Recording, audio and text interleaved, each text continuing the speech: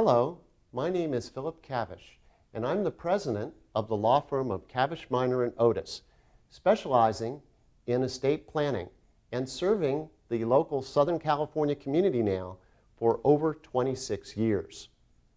The purpose of this DVD presentation is to assist you, the beneficiary, the person who will benefit from or receive assets under someone else's living trust, with what do you do now? This is intended as a quick start to assist you in properly using your personal asset trust. Now, as you're going to see, this personal asset trust that now is a wrapper around your inherited assets and springs out of the deceased person's living trust, you're going to be in control of. So your understanding of how to properly utilize this trust is going to be very important. And then, of course, we're going to show you how to properly utilize this personal asset trust, or PAT Beneficiary Manual, in properly implementing the trust. Hopefully, this quick start DVD will be helpful to you even before you read this manual, and just in case you never do, oops, you better. Now, here's what we'll cover during this presentation. What is this personal asset trust that you're receiving your inheritance inside of and through? And how will it affect you? We're going to cover a few simple rules on how to operate this PAT in order to maximize its protective benefits. And we're going to certainly cover with you why is it necessary for you to have some big, fat, thick manual here, and how are you going to use properly this manual. This is what we're going to cover today. Now, we're going to keep it short and sweet. It's not a long presentation, so please do stick with me and pay attention, because we're going to cover some very important items here for you. Now, what our law firm has found in handling over 2,000 living trusts over the years after people have passed away is that giving beneficiaries their inheritance outright, meaning having the inheritance go right out of the trust into the name of a beneficiary, may be absolutely the worst way to distribute an inheritance. And here's why. If you receive your inheritance directly into your name, it leaves the living trust, then your spouse can have access to take it, to take a good chunk of it in a divorce. Now, all of us know that divorce is a sad reality in today's world. The divorce rate now is over 50%. And a lot of people don't understand, well, Phil, how in a divorce would my spouse wind up taking my inheritance? Isn't that my separate or non-marital property? Doesn't that remain my own? Well, theoretically, but the problem is how someone utilizes their inheritance, how you use the income from it, how you hold it, how you reinvest it, etc., can unwittingly commingle it or make it become now community or marital assets that a spouse could have a claim against. And even if that doesn't happen, the real world is that most divorces do not go all the way through a trial and court decision. They wind up going to settlement. And come settlement time, everything that you own is on the table for your spouse to try to grab. And a lot of people here don't really think that this is going to happen. But again, we look at percentages and probabilities. Some people say, well, Phil, I'm not even married. But the fact of the matter is, you could be in the future. You know, to that person who's got the license plate holder now that says, if you're rich, I'm single. So this is a reality in today's world. In fact, what we have found, again, in handling well over 2,000 trusts after people have passed away, is that divorce is the #1 reason that people wind up losing an inheritance if you receive it directly in your name. Also, if you receive an inheritance directly in your name, it's easily exposed to creditors. If you run up credit card debt, you have a mortgage on a property that goes upside down, you owe money to people, you go into a bankruptcy, they can grab your inheritance. And this one, which next to divorce is the most significant exposure threat, lawsuits by the fortune hunter, someone who just wants to sue you to grab a piece of your inheritance. The sad reality is anyone can sue anybody over anything. And if you get sued and you are totally right and that other person is totally wrong, it's still going to cost you money. Thousands, maybe tens or hundreds of thousands of legal fees and many sleepless nights. And that suing party knows this. It's a way for them to extort money from you. And unfortunately, when you receive an inheritance directly, anyone can cook up a lawsuit over an alleged slip and fall on your property, some debt they claim that you owe them, or literally anything to try to grab a piece of your inheritance. And this exposure that many people don't think about. Government, in terms of either taking away or not giving you government benefits or forcing you to pay them back. What am I talking about here? Well, you at some point in life, maybe not today, may require what are called needs-based benefits. So you have a form of disability or supplemental income that's needs-based, or maybe later in life you need skilled nursing care. Statistically, there's probably better than a 50% chance that will occur, and you may require a government needs-based benefit there called Medicaid, or in California, Medi-Cal, to pay for your expensive nursing care later in life. Well, if you received an inheritance directly into your name, you may no longer qualify for these benefits, or you may even lose them if you're already getting them. And worse yet, if you receive an inheritance directly and you have already received benefits, they could be required to be paid back to the government in the form of reimbursement. And even if none of these issues arise, you don't have a problem of a spouse in a divorce, creditors, lawsuits, government benefits, and you do a good job maintaining and maybe even growing your inheritance, now we have the problem of what happens when you pass it down to your children or the next generation or other beneficiaries. Now, because it's in your name, it's exposed to another estate tax, which likely will be worse than the one that your parents had based on the laws today and where we expect them to go in the future. So if you look at these items, how many of these could you see at least one of these happening to you at some point in the future?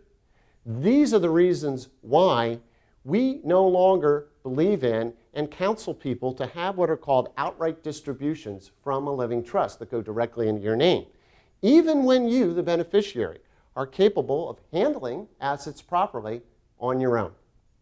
Instead, what we now advise and draft into most people's living trusts is for distributions to flow through to you inside of a personal asset trust that springs out of the deceased person's living trust. Now, basically think of this as a vault that's your own personal vault for your assets. You control the combination. You control how the monies are invested, how they're used by you and your loved ones, and even how the assets get distributed during your lifetime and when you pass away. If you think about it, those are pretty much the same rights you would have had if the assets came directly into your name. But here's the key point. You don't own the assets. They're owned in that personal asset trust name. And now the legal walls around that vault equal enhanced protection for you and your loved ones against divorce, creditors, lawsuits, loss of government benefits, future estate taxation. And in the event you have lawsuits or other problems, you can raise the defensive shields or the thickness of the shields of that vault by bringing in a co-trustee to act with you or a third party that's unrelated to you by blood, we call a personal bodyguard or trust protector, to even further enhance the protective walls around your inherited assets. Another way to look at it, in other words, or in other pictures, what we have here is the parent's living trust, or it could be some other person not to you. You are the beneficiary, let's say here the child. Out of the parent's trust will now be created your personal asset trust, or PAT. Your assets that you inherit will be inside there, which is a protective shield that enhances your ability to avoid exposures to lawsuits, creditors, spouses, and additional estate tax when eventually those assets pass down to the next beneficiaries that you choose. Now, you probably have all kinds of questions popping into your mind immediately. Most people do. So let's address here the most frequently asked questions that we receive from beneficiaries about the personal asset trust. Well, this is the one we get the most. Phil, does this personal asset trust lock up my inheritance where I can't control it or I can't access it? Most people wouldn't want that to be the answer. Fortunately, the answer is an emphatic no. Remember, you are the initial trustee in control of the personal asset trust. This personal asset trust is designed to maximize your control, not anyone else's, your control and use of the assets without the exposures that you might have if you owned those assets directly in your name. And you may make all the investment decisions, determine how, when, and to whom distributions are to be made both during your lifetime and after you pass away. You can use the assets held in the trust during your lifetime. So if there's a piece of real estate you wish to live in, you can do that. You don't need to take assets out of the trust to do that. And you can determine and adjust upwards the level of protection, the thickness of the walls of that vault, as needed as you determine.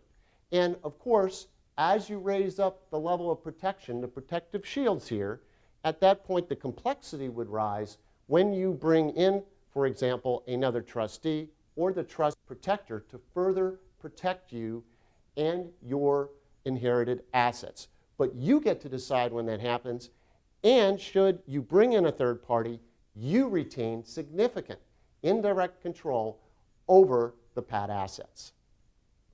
Now, you may be convinced, okay, Phil, I understand the PAT has significant benefits to me. I understand that I retain significant control over the PAT, but is this PAT vehicle difficult to drive?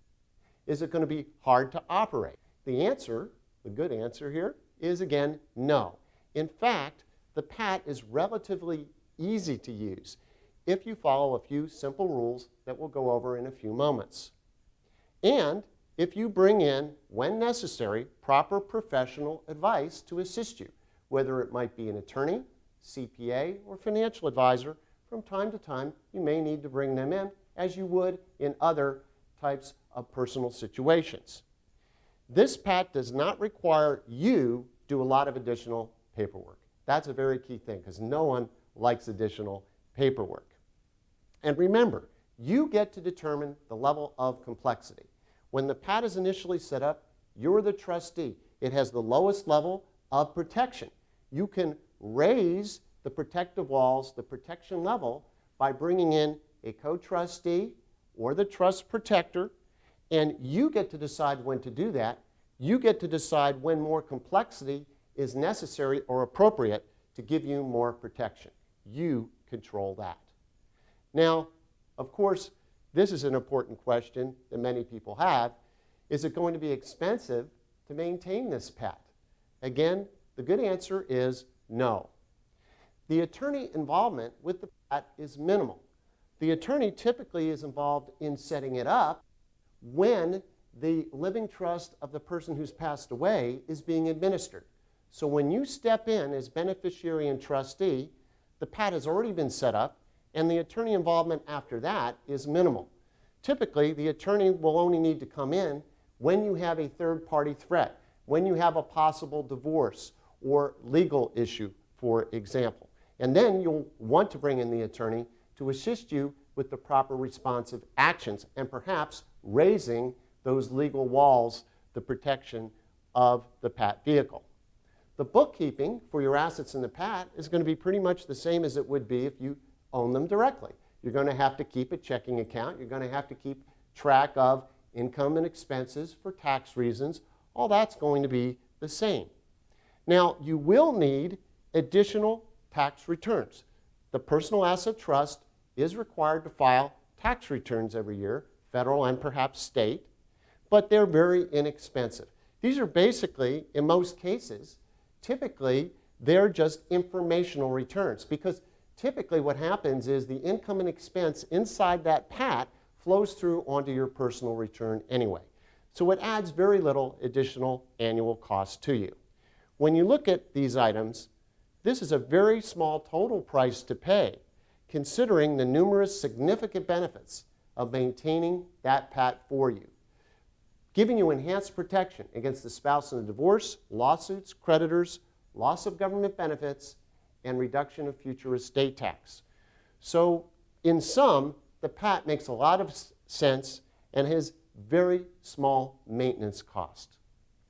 Now, unfortunately, even when I've answered all these questions, sometimes the beneficiary just isn't convinced they want to do or keep this PAT. They say, well, can I just get rid of it if I don't like it? Well, that's a good question. And the answer is yes, you could get rid of it. But, and you'll notice that's a big but, you better seek proper professional advice first. Because removing your assets from the personal asset trust needs to be done in a certain manner carefully so you don't have future problems. But also now what you have done is you've taken the toothpaste out of the tube. Once you take those assets out of the PAT, the protections that would be there for you in the future, if you ever have any of the problems we've talked about, you're not going to be able to recreate that same level of protection for yourself. In fact, getting rid of the PAT may be the biggest financial mistake you ever make. Think about it in terms of a car. I mean, you could take that brand new top-of-the-line vehicle and you could get rid of the airbag, you could yank it out, you could get rid of the anti-lock brakes, the power steering, but doing that would be silly, would be exposing yourself to needless risk. And that's the same thing here. So hopefully I've convinced you, don't just willy-nilly get rid of the PAT, get proper professional advice, look at the manuals we're going to take you through, and make sure that you make an informed and intelligent decision. So with that, now let's look at a few simple driving rules. I do like using the analogy of a car or a vehicle when talking about the PAT, because we're going to pack that inheritance in that Brinks truck, that protective vehicle, and now you're going to get to drive it and transport it and access the contents. You don't want to wind up driving the vehicle and crashing it like that. So let's go over a few simple rules. Now keep in mind that these rules are talked about in more detail in the manual itself. Number one, you want to keep your inherited assets and the proceeds from them inside the PAT, in the name of the PAT, in a name, an account that's named in the PAT name. So here, by proceeds, I mean if you have income from inherited assets or you have proceeds of sale, those should also be kept in an account in the name of the PAT. Once the toothpaste is out of the tube, if you take these things out of the trust, you can't just put them back in and revive the protection. It's blown. It's over for all intents and purposes. Now, second, you need to run all of the income and expense and all of the transactions that you do inside the PAT through a separate PAT checking account. That's not so difficult. You have your own checking account for your personal assets. You're going to have a separate second checking account for the PAT assets and income, expense, and transactions. You can use the hard assets of the PAT without taking them out.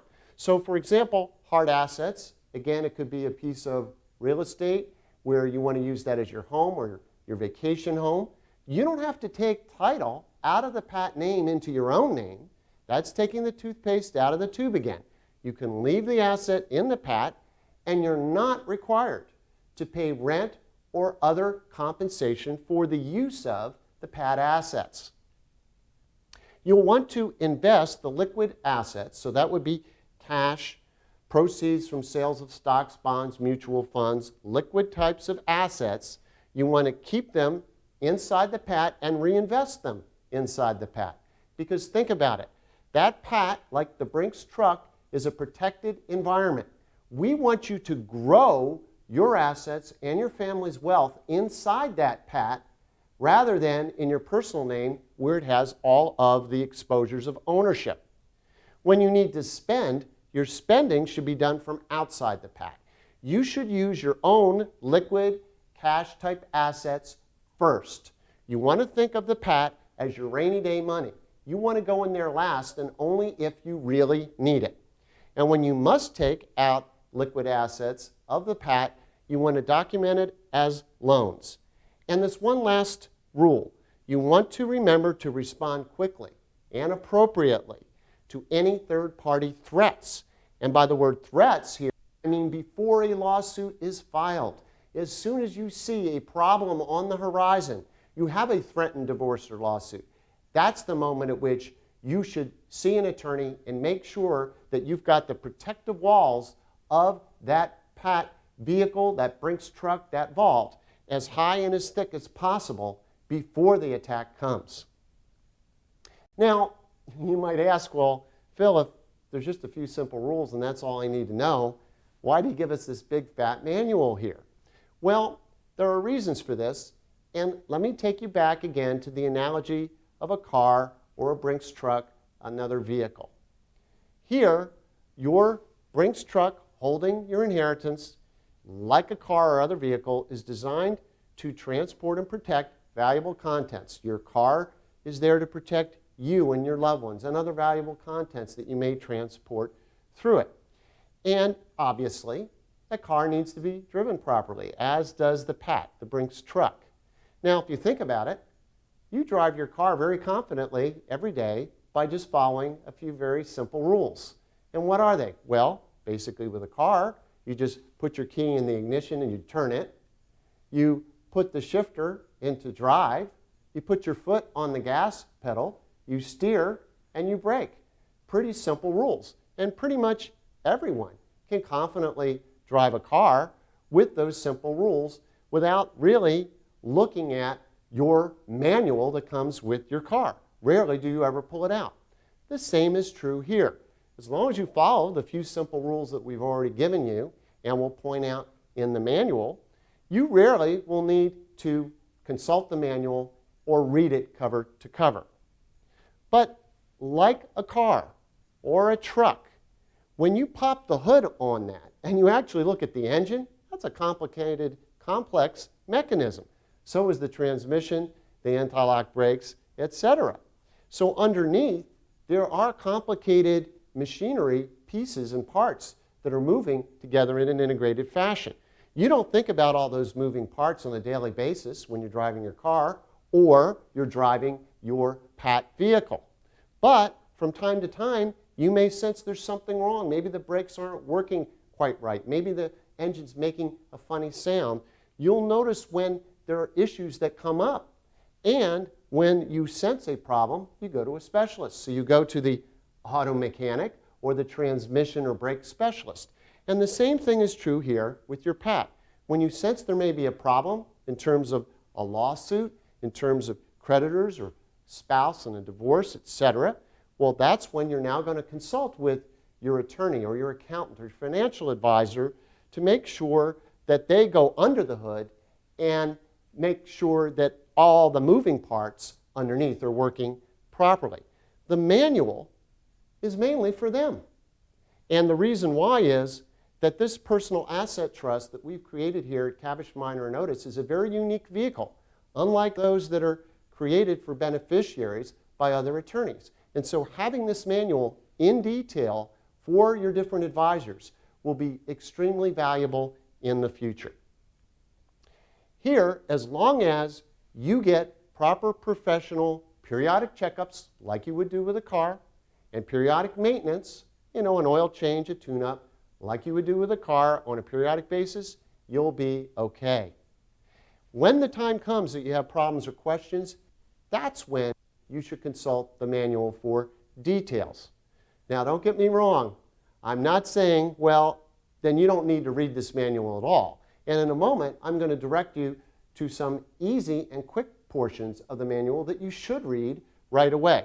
All I'm saying is, don't be intimidated that this PAT is going to be this overly complicated mechanism that you can't operate just because we have a thick manual. If you ever looked at the one in your car, it's pretty thick and complicated too. So let's review how this manual works in a little more detail. Now, if you open it and you see that there's a table of contents there, that will help review for you what are the different issues that you need to be familiar with. But I'm going to even focus your attention a little bit more. What are the most important chapters that you'll want to focus on here? Well, for you, the beneficiary, they would be chapters 1, 2, 6, and 8. For your advisors, for your attorney, the key chapters will be 4, 5, 9, and 18. For your CPA, 12, 13, 14, and 18. And your financial advisor, chapters 10, 11, and 18. Now, you could choose to jot these down and leave them up here on the screen for a few seconds. But as you read the chapters, you will note that certain chapters that we feel are appropriate for you to read or for your advisors to read, we notify you of that in the manual itself. It's important that you at least let your advisors know of the manual. You may even want to give them copies of those chapters so that they have them in their file as they need them. Now, at a minimum, and I'm waving my finger here, you should at least, once this DVD is complete, and it will be in just a few minutes, the first thing that you should definitely read are the quick summaries that are at the beginning of each chapter. They're literally less than half a page long, bulleted points that are the most key points in plain English that you need to know. It's really important for you to read those quick summaries, not only to be just familiar with the information, but where you can turn for that information should you need more detail in the future. Then put the book away. Stick it on the shelf or the drawer, that's okay, and then consult it as you need it in the future. Now, for just a few closing remarks. First off, this DVD and the manual are only intended for use with our unique Cavish Minor Notice Personal Asset Trust. Other attorneys' trusts may have trusts established to hold beneficiaries' inheritance. Ours is extremely unique and tailored in a special way. This DVD and manual are only for the Cavish Minor Notice Personal Asset Trust, not one written under someone else's living trust document. This DVD and manual are not intended to take the place of proper legal advice. They're a head start, they're basic information for you to use, but when key decisions need to be made, you want to make sure that that car is humming properly. You do need to get periodic checkup and assistance and maintenance from time to time with proper professionals. You're going to need your CPA involved right away, as we told you, with tax returns.